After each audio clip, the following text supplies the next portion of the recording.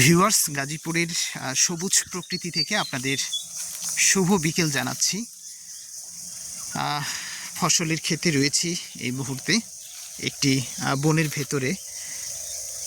চারপাশে সবুজ ফসলের ক্ষেত, গজারি বন, পাখির কলকাকলি, একদম মানে মুগ্ধ করার মতো একটি জায়গা।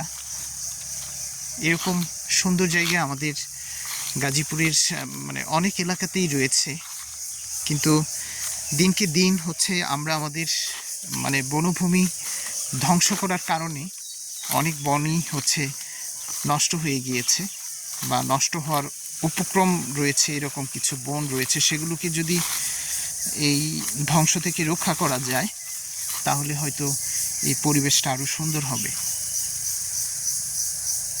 এই যে বনগুলোতে কিন্তু একটা সময় প্রচুর পরিমাণ মানে পাখি, শিয়াল এগুলো দেখা যেত, কিন্তু এখন আর সচরাচর সেগুলো দেখা যায় না। মানুষ দিনকে দিন এই বনকে ধ্বংস করে ফেলছে।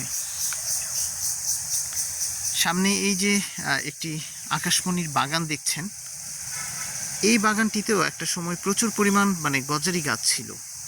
মানুষ এই গাছগুলো ধ্বংস করার কারণে সরকার যে সামাজিক বনায়ন কর্মসূচি রয়েছে, এই আকাশমণি বাগানটি করেছেন।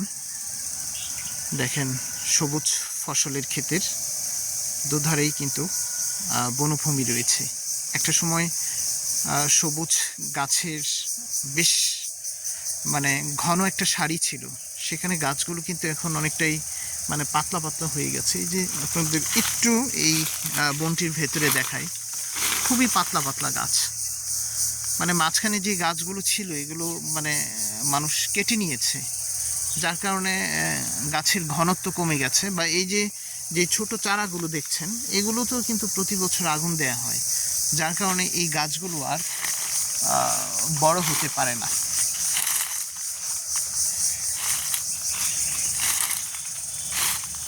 আসলে পরিবেশকে সুন্দর রাখতে, ঠান্ডা রাখতে বেশি বেশি গাছ লাগাতে হবে, তাহলেই দেখবেন যে সব কিছু সুন্দর হচ্ছে, আবহাওয়া ভালো থাকছে, আপনি ভালো থাকছেন। তো ভিউয়ার্স,